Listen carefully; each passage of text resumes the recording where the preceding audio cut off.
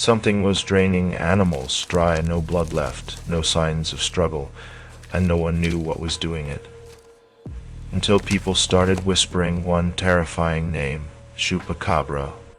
Today we're digging deep into the blood-curdling legend of the Chupacabra, the mysterious creature blamed for leaving piles of dead livestock in its wake. Is it a real predator lurking just outside the light? A government experiment gone wrong? Or just a case of mass panic fueled by fear? Stick around, because by the end of this video you'll never look at the countryside the same way again.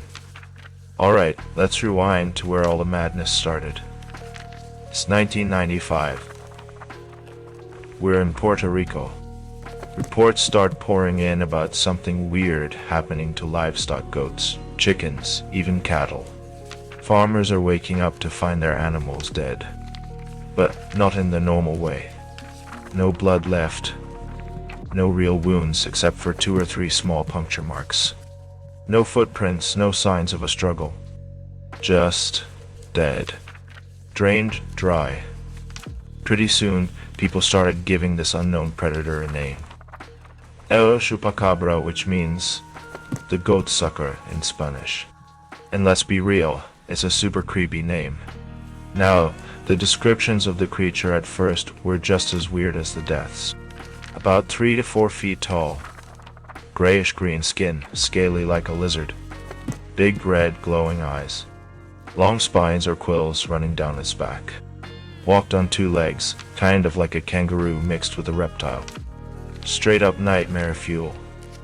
The most famous eyewitness, Madeline Tolentino, described it as almost alien-looking, with huge black eyes, clawed hands, and an alien-style gait.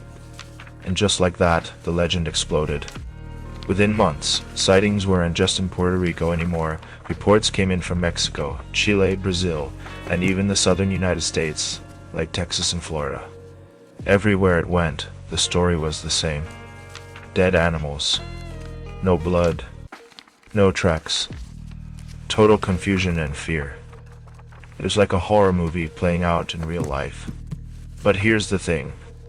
The more popular the Chupacabra became, the weirder the stories got. Some people said it looked like a giant hairless dog. Others swore it could fly.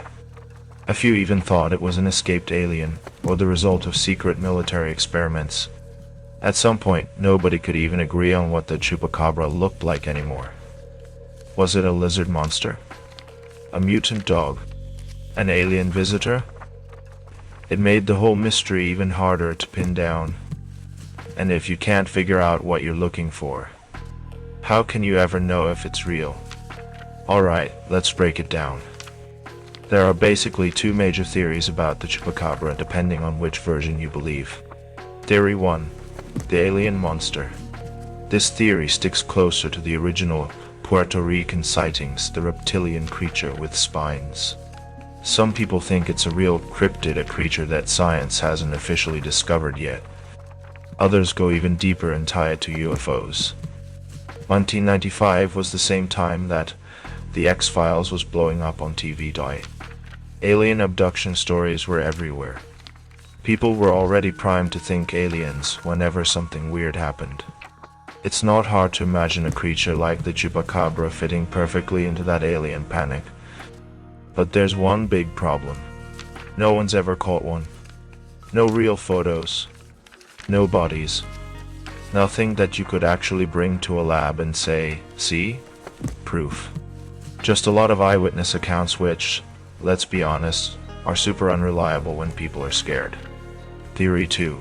The mangy dog. Then there's the second, way less sexy theory. The Chupacabra isn't a monster at all. It's just sick animals. In Texas and the southern US, biologists have actually captured Chupacabras, and they turned out to be coyotes, wild dogs, raccoons. But they were suffering from a disease called sarcoptic mange, which basically destroys the animal's fur and makes their skin rough, scaly, and bald. They look terrifying. They act weird because they're sick and desperate. They attack livestock because they're too weak to hunt their normal prey. And when they bite, they leave puncture wounds that could easily match the 2 fang marks that farmers were finding. Plus, dying animals don't always bleed externally, especially small puncture wounds. That could explain the blood-drained effect. When you put it like that, it sounds pretty logical. But the alien side of the story is just so much cooler, isn't it? Here's the crazy part. There's actual evidence that the whole Chupacabra hysteria might have started because of a movie.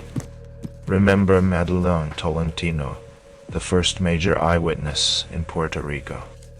Later on, investigators found out that just a few weeks before her sighting, she had watched a movie called Species. In that movie, there's a monster that looks almost exactly like her description of the Chupacabra.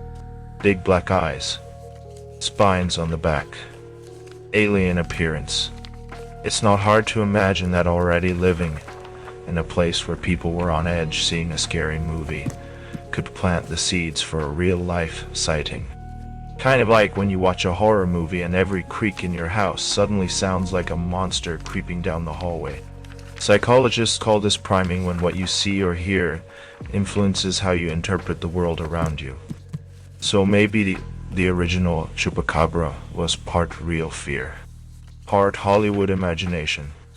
And once the story got rolling, it was impossible to stop. More sightings, more dead animals, more media frenzy. And before you know it, the Chupacabra was part of global monster lore.